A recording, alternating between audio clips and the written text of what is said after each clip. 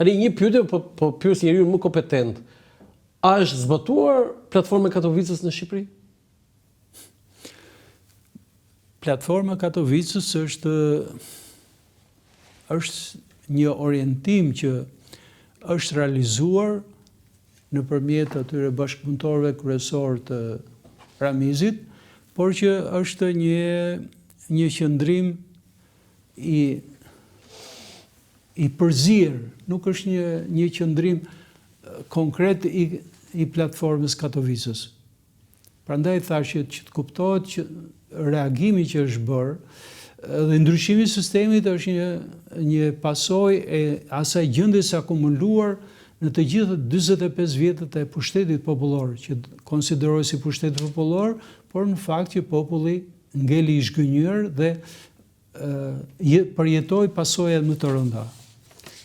Ramizi zbatonte ose orientohesh në disa orientime që mesazhe që i jepeshin nga Katovica edhe nga qëndrimet e Gorbaçovit, këto i propagandë si veprime që i jepeshin nëpërmjet Ministrisë Jashtme për politikën e jashtme, ndërsa në lajmet e brendshme, në politikën e brendshme nuk u ndryshoi asnjë veprim nga qëndrimet e Enver Hoxhës.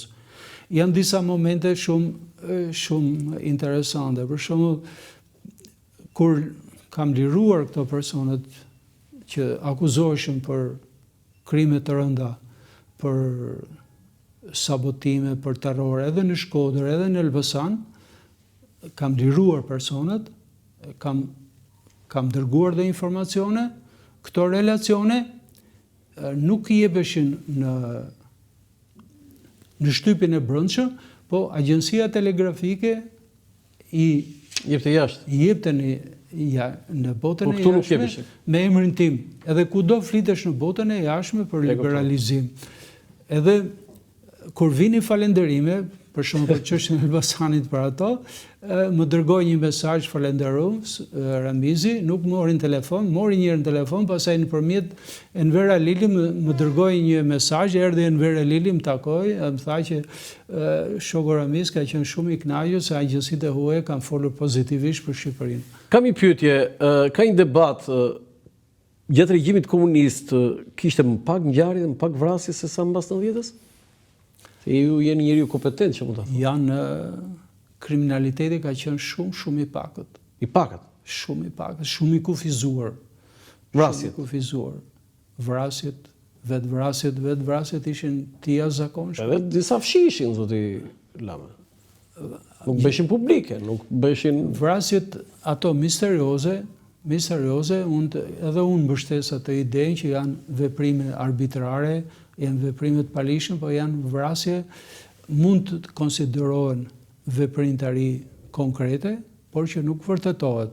Duhet vërtetuar, nuk mund të ecëm me dyshime, dhe unë vetë nuk mund të flas me dyshime, se jam njëri i ligjit, ai brumosur me atë ndërgjegjën e zbatimit të ligjit. Por që dyshime ka dyshime për persona që janë eliminuar. Foto tjetër? Tani vim te ngjarja 2 prillit në Shkodër. Ju e keni trajtuar gjëre gjatë. Unë do thosha në mënyrë të përmbledhur. Edhe pyetjen nuk do ta bëj kush i vrau, si u vran, por ajo që mua më ka bërë më shumë përshtypje është veprimtaria e agjenturave të huaja. Dhe një televizion i Malizi ka qenë atë ditë ka filmuar një pjesë. Ju e dini shumë mirë këtë çështje. A mund të evitojë kjo ngjarje dhe a kanë gisht agjenturat e huaja? Filmimin kryesor e ka bërë Rai Uno. Rai Uno? Rai Uno Moroi kaseta? Dhe unë kam dërguar një hetues konkret. Në Itali? Në Itali. Po? Besnik Imerin. Kam dërguar në Itali. Prokurorin? Dhe italianët fillimisht premtuan që do ta jepnin, pastaj nuk e dhanë. Nuk e dhanë. Nga e dinin ata që do ndodhte ngjarja që vetëm filmuar?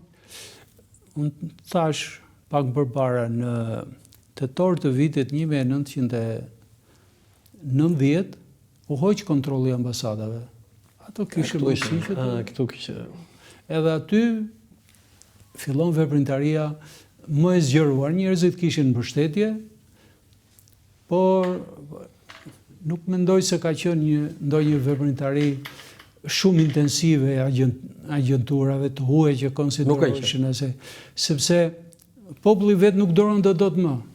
Para mund kur një personalitet nuk ishte një gotë në shtëpi, qartë. Merë mend se shbërshëm Kush e bëri 2 prillin? Populli nuk ishte bukë të hante, u racionalizua. Gjithë fshati që prodhonte grurin hante bukë misri. Qartë. Kush e bëri 2 prillin, zoti Lama? 2 prilli është organizuar në mënyrë të tillë, ka shumë idera për këtë. Por që edhe 2 prilli është një ngjarje që u morë përgjithësi. Nuk u morë përgjithësi fillimisht, u paraqit si një revolt spontane, por që ndikimi pati Partia Demokratike. Edhe ata që u dërguan nga Partia Demokratike që vajten. Pa ata që qelluan me armë? Ata që qelluan me armë, armë të tjera janë përdorur direkt me urdhër nga Ramizalia. Direkt me urdhër Ramizalia? Keni dokumentuar këtë? Unë nuk isha i besuar i Ramizit që të më thoshte mua. Dhe në rrugë shtetërore ai s'kishte pse të komunikonte me mua, sepse urdhri do jepesh nëpërmjet ministrit të Brendshëm, zëvendësministrit. Nuk më rezultojnë që Gramos Ruçi ka dhënë një urdhër.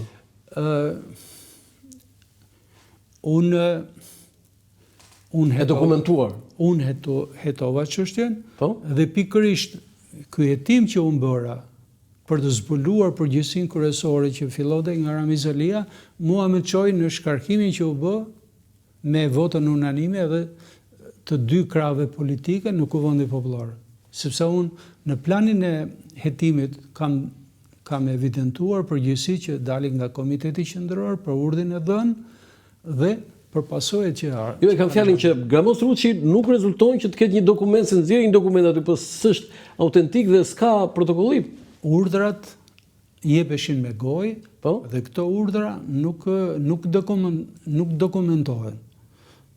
Po, nëse nuk dokumentohen, s'është provë pastaj se keni qenë kryetues? Po, pikërisht unë këtë doja që të evidentoja, të zbuloja, dhe pikërisht ky ishte shkaku që unë u bëra sebeb për të ishte rasti që u gjet mundësia, sepse deri në fund Ramizi donte që të më mbështeste, edhe më diferenconte në krahasim me këto drejtuesit e tjerë të gjykatës së prokurorisë, po kur e pa që doli përgjegjësia e tij, ai më kundërvij në këtë drejtim.